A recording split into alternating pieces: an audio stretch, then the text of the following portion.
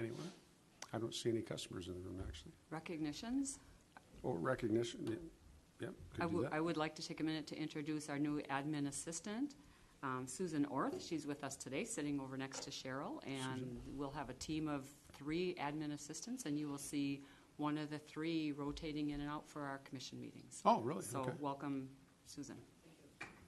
Great. Welcome, Susan. Good to have you with us. Pardon me? Well, yeah, if you're not too shy, you want to tell us about yourself a little bit so we can start to get acquainted? It's his fault. He's the one that said.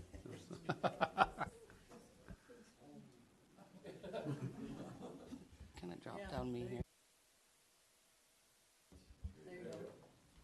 Well, my name is Susan Orth. I come from a construction company background, so I'm very familiar with estimating bids and working with customers. Anything else you'd like to know? Any questions? It's good to have you. Thank you. Thank you. All right. Any other recognitions? Anything coming along? Okay. Thank you. Old business. I understand we might not have any old business this evening, unless somebody else brings it up. Well, I don't know where it fits. I'm going to just bring it up now. Okay. I've been reading in the paper, the space issue that the city has with the prosecution office. Mm-hmm. And I'm going to throw it out there. It's probably not a good thing to do, but is there a way for us to make more space and we can move more people over here where we have some space and vacate over more space in City Hall? I thought it was kind of funny. The mayor doesn't have an office, which is kind of a... Yeah, it is an interesting point. We've been around this discussion off and on for some years.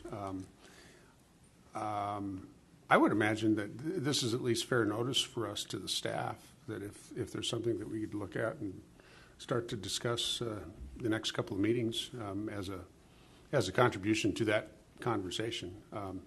I did see another article, and they were lamenting the fact that our new mayor doesn't have an office and things like that. But it may be that we could offer up some partial solution, at least on a temporary basis. Because there also was an article about the second prosecutor being hired, so I mean there is definitely a space issue. So I think it's a third. Or a third even. Yeah. So and again, I'm just throwing it out here. Is we have space here, mm-hmm. and we can probably phase in here if we wanted to, if the city were interested. So it could mm-hmm. be an easy solution. Well, and I guess I'd turn to Heidi as well, representing the city, if that would be a welcome conversation, or. I would certainly think it would be a welcome conversation. Mm-hmm. There are those, issues of some in leadership that don't want to see us, separating, too completely and so forth. So I just remind the group of that as we go into a conversation about that. And my proposal is not to move out. It's like maybe just move parts out and parts stay. Yeah. Right. I mean, we have a big team here already, so it would help us as well to make a bigger team in one location. Yeah. I don't think anybody would advocate or support moving out entirely. Yeah. I think having a big MPS presence at City Hall is very important. Yeah. But if it's a potential, it's possible. As a matter of fact, your colleagues have just arrived too.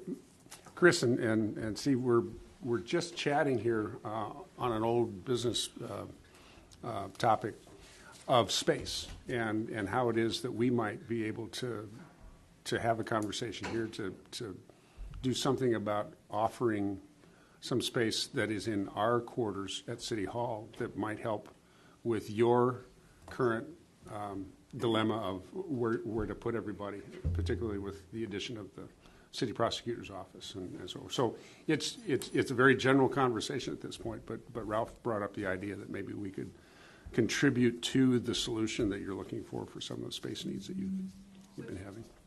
We did resolve. I mean, we took the mayor's office and shifted space all over. We split up IT. So we did resolve. Okay. Yeah. Okay. So maybe there's nothing for us to talk about at this point. If you want to move out, we can talk about that. Don't do it because of us. And I was just being very careful to say we're not moving out. Yeah, good. Your customer service would move. Yeah, there are all kinds of issues around that. So we were being careful to say maybe we can have a conversation. And we can if you want. So, We just don't, it's not urgent right now. yeah, Ralph? John?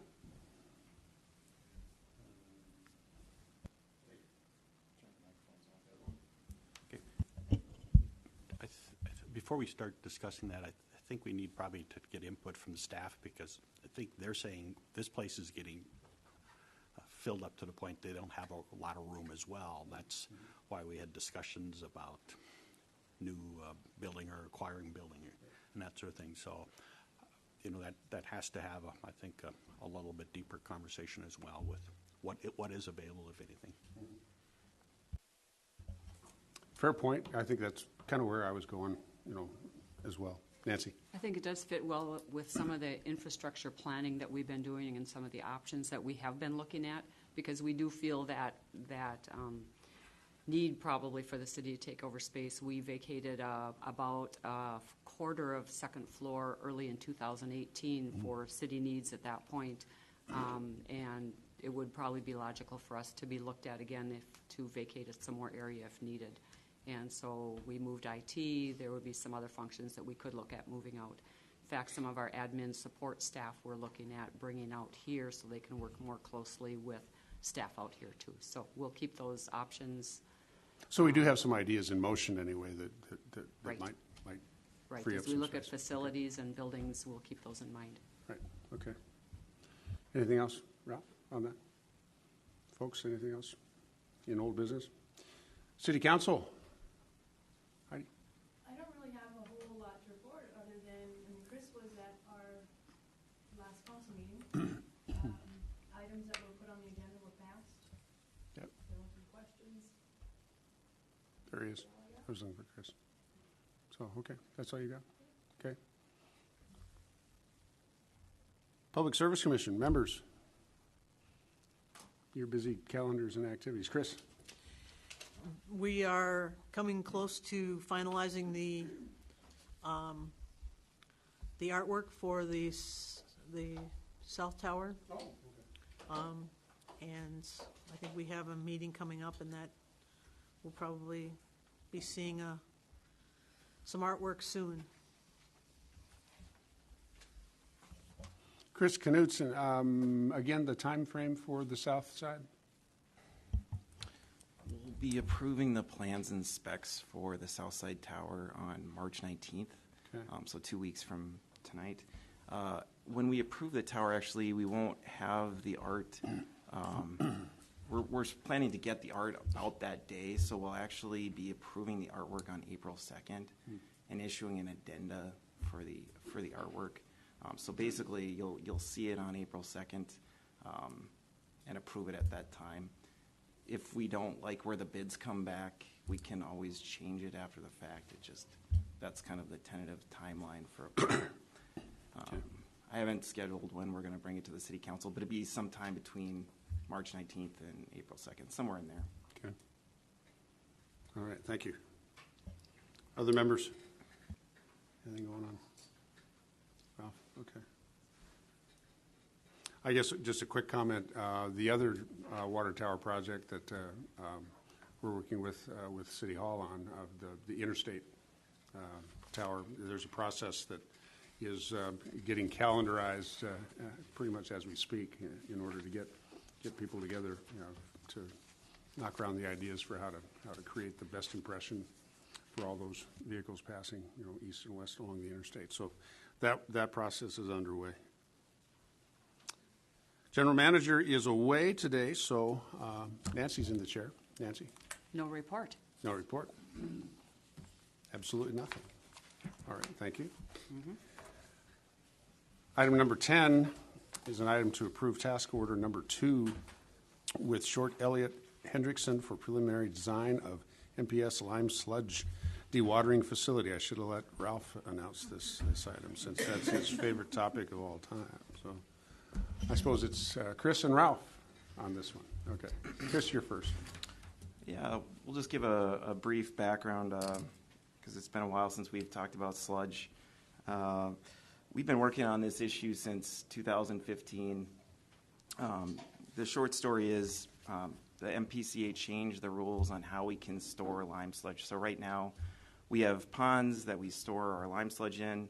We've been storing that lime sludge there for a very long time, and have continued to operate that way. As a result of the rule change in 2015, we started investigating other options for disposal of that lime sludge. And after about 2 years of studying, we really have kind of centered on this approach of doing a mechanical lime sludge press. And the press itself is basically a press to basically take the lime sludge from our water treatment plant, press it, remove the water, and then put it into trucks that we can transport that lime sludge to the Clay County landfill. So a long path to kind of arrive at this point, and what this point is approval of professional services with Short Alex Hendrickson for 30% design on the project. So we did an RFP process for the project. Commissioner Maynard Mellon was part of the committee to decide the winning proposal. SEH submitted a very good proposal and a very cost competitive proposal. We feel that they're the most appropriate choice going forward, and we're looking forward to getting the process rolling. I did throw a few of the budget numbers in there. We have $7 million in the 2019 Water Division budget to address this facility, and that includes construction and design of the facility. We're looking at probably about $6.4 million worth of construction cost for the lime sludge plant. It'll be located at this particular campus, just to the northwest of our existing water treatment plant. So located on site, we'll be compressing and hauling the lime solids from the facility, hopefully in about 2 years' time here or so. Okay. Members, any questions for Chris? John? Chris, are we going to need any EPA review or approval of this plan to ensure that it complies with their regulations? We won't need an EPA review of the plan. We will need a Minnesota Department of Health review of the plan, and we'll be working with them as we kind of develop the plans for it. I don't think it'll be very controversial for their approval. One piece that we're working on right now is developing conversations with Clay County to make sure that they can maintain their compliance with the additional solids that we're going to be providing them. So we've initiated some early conversations with Clay County, but that'll be an ongoing process with them. PCA, as long as we follow their rules, they really don't have any involvement in the permitting process for the project. So. And when do you think you're going to get that from the Clay County landfill? I've got a meeting scheduled for Thursday this week. We'll be sending them a letter probably this week or next week, and they've indicated in the past that they're receptive to accepting those solids.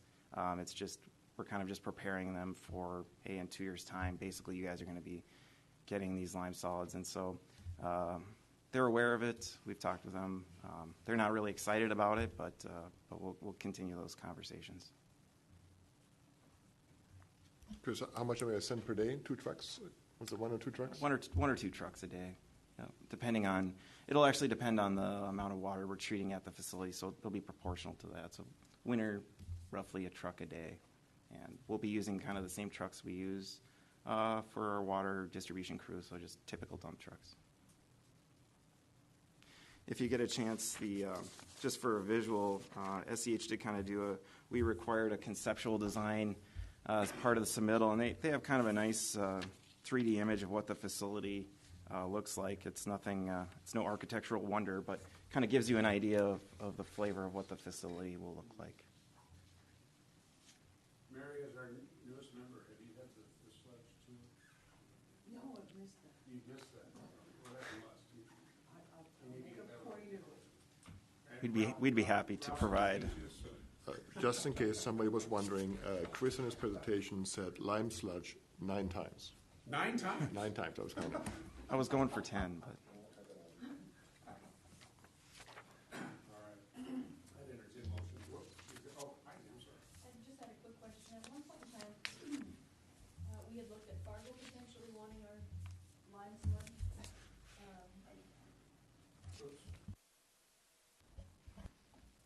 At one point in time, I think we had talked about Fargo maybe potentially wanting our sludge. They don't, they don't want our sludge? So we could still explore them accepting it at their landfill. One of the options, Fargo's actually in the process of looking at their lime sludge handling facility at this time, and we still have an open line of communication on that. It's possible actually that they could bring their sludge here and we could press it for them. We're designing this facility to handle an expansion of either Moorhead or potentially solids from someplace else. However, it would require basically a pipe from their water treatment plant to ours, which is a heck of a pipeline, and there's a lot of cost there. So they are well aware of the possibility, but they'll have to kind of evaluate the cost options that they have. So. Anyone else? I'd entertain a motion to approve task order number 2 at 7.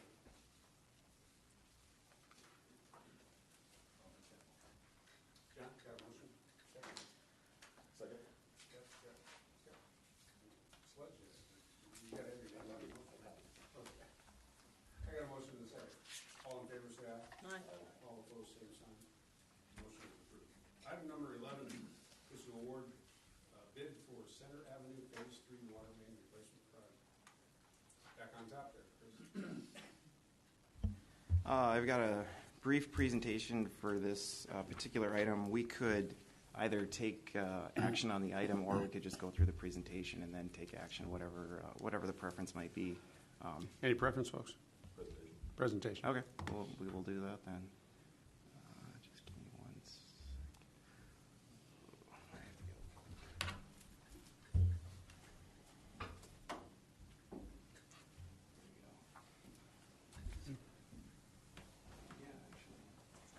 I'm going to look right through you, Joe.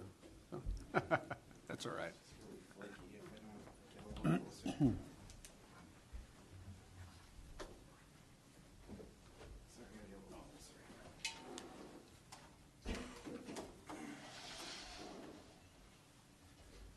right, I just wanted to provide some background on this project, just because it's going to be a significant project for the city. There will be some significant traffic impacts. And I, Oops, got to have you at a microphone.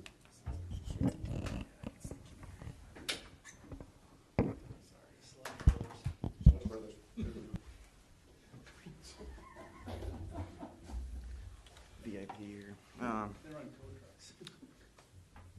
So it'll have a lot of impacts. I wanted to provide some background on the traffic impacts and just some general kind of history on the project. Just some of the project basics. We're looking at about 1,800 feet of 10-inch cast iron water main, and this is really the last significant piece of cast iron water main on Center Avenue. This is phase 3, so we've done a couple of significant projects to get to this point, and really represents the last piece to the puzzle for cast iron replacement. Our goal here in this project is to complete this project before July 1st of this year. So the tentative plan is we'll come in and do our project up through July 1st, and then the city will come and do their project after that time. We will be using a couple different techniques to install the water main for this project. Directional drilling and pipe bursting. Both of those techniques are categorized as trenchless techniques, and so you'll see in a little bit, basically we don't want to rip up the entire road. We're just going to dig little pits along the way to try to minimize disturbance and minimize traffic impacts throughout the project. And the budget for the project was $700,000. So here's just kind of a rough layout for the project. Basically, we have a little bit of flavor in the bid process for this project. If you look at that lime green circle, basically that represents the base bid for this project. Alternate 1 is on 4th Street there, and that's replacing the water main from basically south of the Center Mall to across the railroad tracks on 4th Street. And then the city has indicated they want some sanitary improvements right along 4th Street. So we have some sanitary improvements as part of the project. That's indicated by that tealish green circle. So the main motivation for this project from MPS's standpoint was that we've had a number of water main breaks on Center Avenue, and they're quite a disruption for downtown traffic when we do have those water main breaks. So this was, I believe, 2 years ago on Center Avenue, we had a main break there. The cast iron water main was installed in 1955, so it's pretty old. Hydrants are also pretty old. They were replaced in the 70s. We'll basically be replacing the water main and then just little stubs of service pipe to the existing customers.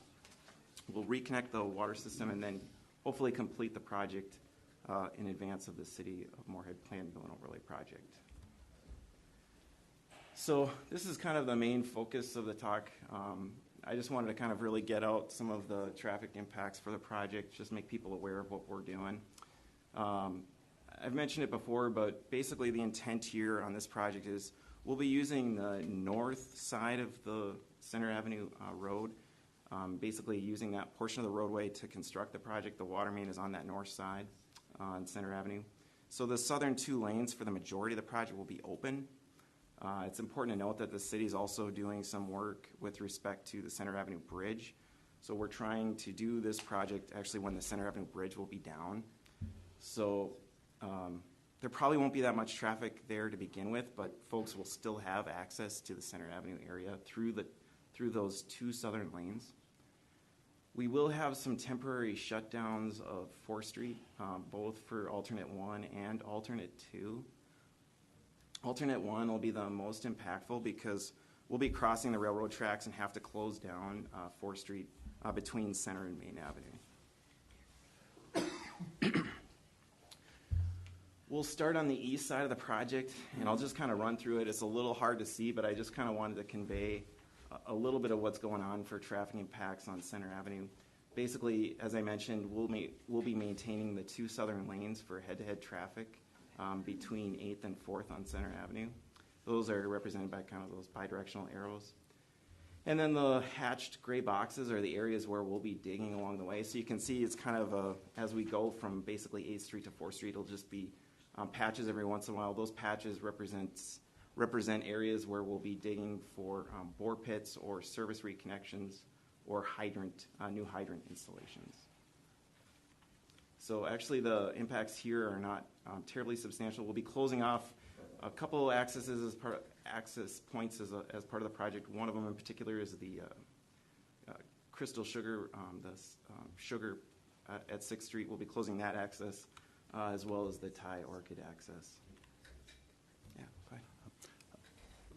You'll be starting on the east end, you said. So when you would be looking at that break box on 8th Street, would all the way to the bridge end, the street be closed, or just a small section of 8th Street and you still could have 2-way traffic? Or are you just considering just closing down the north side for the entire project? So actually, we didn't specify which side. I'm just starting on 8th Street for my description. Actually, the contractor could start on either side. We didn't specify a direction in terms of how they constructed.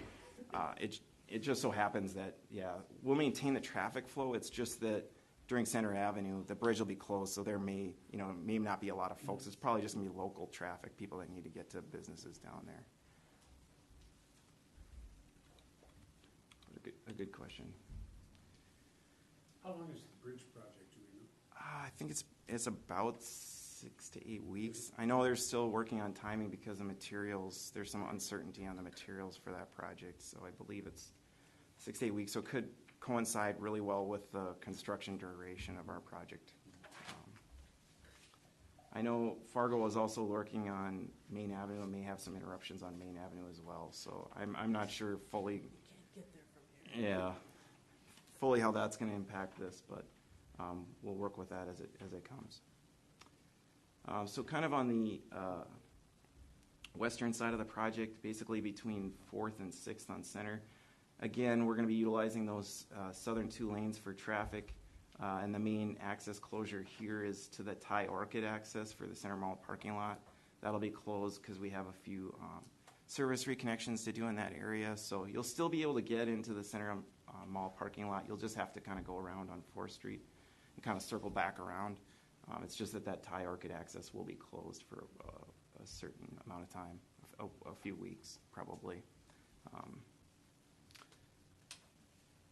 And then one of the significant, probably the most significant component of traffic control impacts for the project, and this one I apologize, is kind of hard to see, but basically on 4th Street, when we do that railroad crossing, we're going to have to shut down the access to those condos parking lot that are south of Center Avenue. So we're working on some options there, but that particular access will be closed. One of the other uncertain elements to the project is that between Center and Main on the north side where that parking lot is, it appears as though that lot may get developed sometime this summer. That may also complicate things for the project, but we're working on that as well. But this part of the project will be about 2 weeks, and this will be the most impactful portion of the project. And just kind of trying, we've been working with we had some initial conversations with those business owners last year, and we're working on trying to establish some additional access points for that parking lot to make life easier down there. But there will be some impacts when we conduct this portion of the project. Chris, let's just pause there for a second and talk about that. Maybe backing up to your comment about the Thai Orchid proximity driveway and some of these other possible developments now. We don't want to be a pain in the neck for everybody for a real long time, all summer long. I'm wondering, first question is, why would the Thai driveway need to be closed for so long if we're moving the project along? I think access into these areas, especially that parking lot, given the potential for some of these other parking areas to be just really closed off to access, that's going to create even more of a hubbub of feelings. Even if we were to work with the mall properties to create a temporary access at some point along that length of the parking lot, but I'm getting far more creative and involved in the details of this than I probably need to. But I'm concerned that there is going to be a stacking of impacts happening here that is going to be unfortunate, and then we're just going to be explaining all summer long. Yeah, so the Thai access, the Thai orchid access, I believe, is going away as part of the city plan long term. Mm-hmm. So, we can reestablish it on a temporary basis for a while. It just will take, because there's water services right there, it will take, 1 to 2 weeks to excavate, get the pipe in, backfill. I mean, our intent is to to get them open as soon as they can, but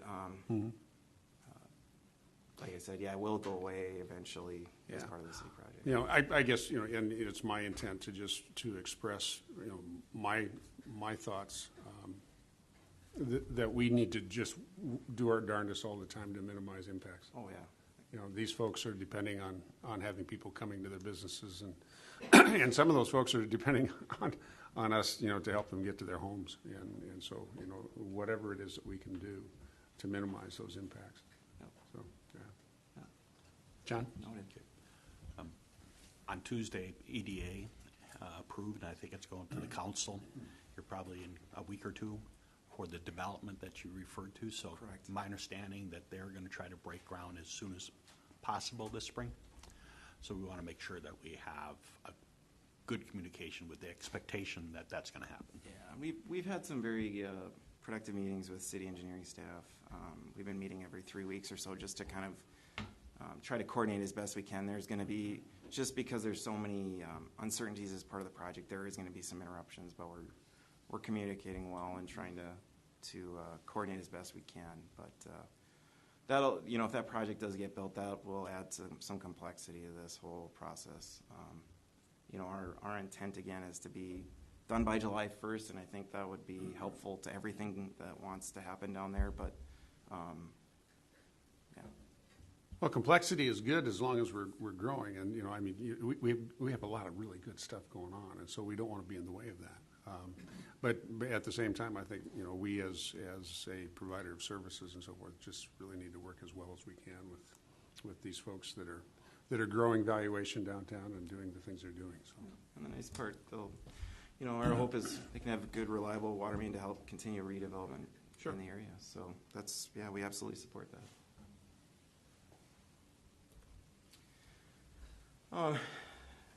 So again, our target here is to get done by July 1st. With some of the considerations of the downtown area in mind, we actually did offer and are offering an incentive for early completion on the project, just because of the project impacts that this project will certainly have. But we've been working on design and bidding for a while, and construction will be May 15th. Hopefully, get an early spring here and can get going on the project. Yeah, you looked outside lately? Yeah. Optimism. Right. So, key contracting was the low bid for the project. We did get 2 bids. I kind of mentioned previously in the presentation that there is some definite flavor to this bid process, and that we have the base bid and then alternate 1. Those are the 2 MPS components to the project. The reason we broke them out was because we just weren't sure how much cost there would be with alternate 1. So we wanted to have a little bit of flexibility in terms of our bid award. Alternate 2, again, was requested by the city, and they've reflected that they're willing to reimburse for that cost.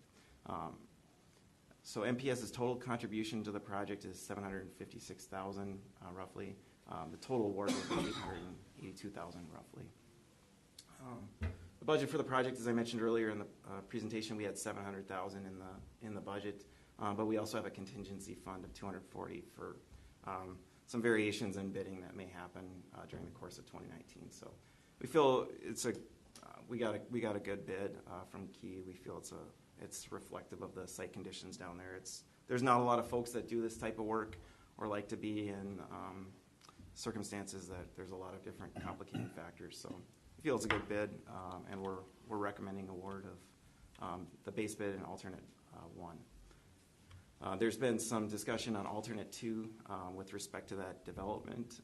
So we're actually going to request a award of alternate 2 on a conditional basis. We will need some indication by city staff or city council after their meeting on March 11th,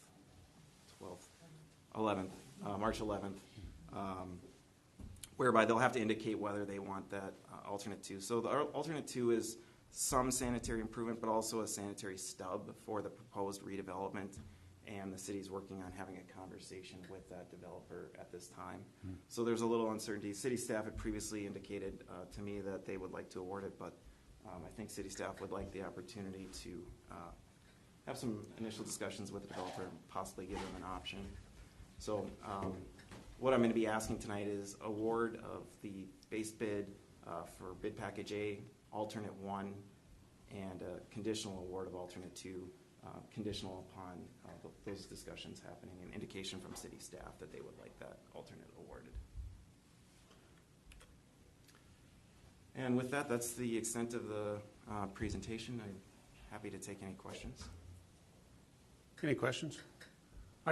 I guess I'd start out, Heidi and Steve are both here, and the city manager is soon to return, I'm sure. Is our action as outlined in step with the needs over at City Hall? Yeah, good. Because projects like this don't come along that often, and so especially on the contingency, we want to be prepared to be a good collaborative player in that. So I'm comfortable with the motion and the contingency as Chris has outlined. John? Yep. Chris, could you expand a little bit on the financial considerations here? You're recommending that we use traditional bonding, and I think historically we've paid directly out of our operating versus that. Could you just touch on a little bit the rationale for that? So I'll speak to so we did a budgetary analysis of bonding compared to drinking water revolving fund utilization. So basically, we submitted an application earlier, in the early part of last year, 2018, for dwarf funding, potentially for this project and another water main replacement project. And so we actually bid this project with and without dwarf financing. And when we took into consideration the higher bids that we received for dwarf financing, we elected to go with the traditional, basically not using the dwarf financing. And I think Nancy actually looked at it a little earlier today. I don't believe we're going to be using bonding. We're just going to fund it directly. Possibly. Right, we had originally submitted the application to Minnesota PFA for like 1.84 million in water main replacement this year. And so with that difference in this bid, we likely won't move forward with the dwarf funding at all. And right now it's looking like we will traditionally fund a couple of other projects, which would be the Southside Water Tower and the, lime sludge dewatering facility. So we'll be looking at traditional funding for those, and we may well pay for the water main right out of our operating budget. So I think that's the plan going to be, the plan moving forward at this point. We did do a 20-year cost.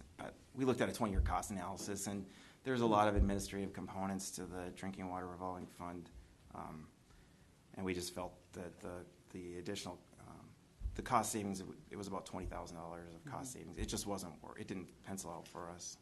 Historically, we've paid for those mains through. Historically, we've paid for that replacement through operating, correct? That's typical, yeah. We in circumstances like the Sims project a few years back, we did use drinking water revolving fund as a source of funding for that particular project, which is a similar project, but in that case, it made more sense to do it than in this particular instance. In that case, and I think part of that was the cost, the labor cost when we bid the projects too. If we're having to pay federal wages, it boosts the cost of that project. So in that case, I think we had some other financing that were going on, and so we will substitute some financing on water mains occasionally if we can qualify, and the dwarf funding is, showing to be financially feasible. We'll substitute that instead of doing some traditional bonding for a different project. But traditionally, water main replacement paid out of operating budgets. Anything else?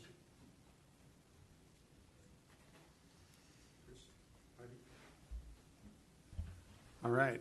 I guess at this point, if no other questions or discussion, I'd entertain a motion then to award the bid for the Center Avenue Phase 3 water main replacement project as outlined in its three particular parts. So moved. Got a motion? Got a second? Chris? Was the consideration on the alternate two, was that part of the motion? I'm sorry, I didn't catch it. I had indicated that I'd like a motion that supported the three individual parts that you had outlined. Okay, sounds good. Okay. So we got a motion and a second. Chris? So we're not doing a contingency motion on the alternate two? Isn't that what we? We are. We do need, so we need to, the motion should be for award of base bid A with alternate one, and then contingent award of alternate two based on city council direction on March 11th. Okay. Let's be clear on that. Cheryl, you're clear? Okay. And this is the outline that I was confirming with you three as well. Okay. So we're good. So Before I call for a motion is vote. good. Motion is good. Second is good. Yep. Okay. Everybody knows what we're voting on. All right. All in favor, say aye. Aye. All opposed, same sign. Motion is approved. I have a quick question. Quick question from Ralph, and I have a quick question for staff. Chris, where are we on water main breaks? I don't mean it in a positive way. Yeah, Didn't we have one yesterday? we had one yesterday, we had one today, so I think we're up to 25, and we've had about 8 frozen services, I think, so, and then a handful of service leaks. So actually, we did put a notice on our Facebook page yesterday for frozen services. If you've had a previous history of a frozen service, we just kindly would suggest that consider trickling the water in one sink in your house just to keep that water flowing, especially if you're a low water user. Just because if we do get a frozen service, if you're a business, it can be significantly impactful to your business. If you're a homeowner, if you're out of water for 12 hours, 24 hours, that's never a preferred condition. So, And I'm going to be maybe totally wrong, but as it warms up, the frost is going to go lower for a while. Is that correct? Isn't that Yeah, it something typically going on? goes down a little bit and then comes back up, and last time I checked, it was at 5.5, 6 feet. So it's down, it's right at our mains. We probably will see a few more main breaks as we kind of warm up here, and hopefully it tapers off. But combination deserved by our staff have really done a great job this year, fighting through a lot of tough conditions. We've had tough equipment conditions, equipment breaking, and our folks have done a great job. I guess in follow-up to that question, has there been a recent flood outlook forecast, or Travis? I thought you might have an answer. Yep. Yeah. Yeah, I think the last one was on the 21st of February. There's another one coming out on Thursday the 7th, so I'll provide an update on that. The last was roughly 50% that they would hit 31 feet. Okay. So we'll see that. There's some more snow, of course, coming this weekend. That could affect it depending on the water content, but there's not a lot of water content in the snow right now, so that could help. And if we warm up slowly, that would be better than warming up really quickly. Yeah. So we'll keep you updated as those come up. I don't think there's been any conversations at the city right now for flooding stuff. So, or any flood prep. So they've done it. Bob Z and that team has done a really good job since 2009, putting a lot of levees in to protect us. So, so we should be in really good shape, but you never know what happens. So. Back to Chris, of those 25, how many are cast iron? Yeah. All of them have been on cast iron. Okay. Yeah. The point I'm trying to make is we need to replace it, and we need to replace it faster. Right? I mean, 25 at $5,000 a piece, right? I mean, it all adds up, and it's inconvenient on top of it. So just, it's not all about sludge. It's about pipe, too. I saw some press about a wooden water main in, I think, Philadelphia here a month or so ago. So at least we don't have any wooden water mains. I've never seen one in Moorhead. I'm not saying they don't exist. Okay. All righty. Any other business, folks? John? Just more of an observation here for staff here. There has been significant snow roof damage in the city. There is also significant ice dam damage that's occurring, so we should probably, if we haven't already, to walk through about our properties to see what, and if we get what they're forecasting potentially for the weekend, that could be significant worse. So just be aware that that's some real risk to our properties. Welcome to winter in Minnesota. Anything else before I call for adjourning? I'd entertain a motion to adjourn. So moved. Second, anyone? Got a second? All in favor, say aye. All opposed, same sign. Motion is approved. Thank you very much, folks. See you next time.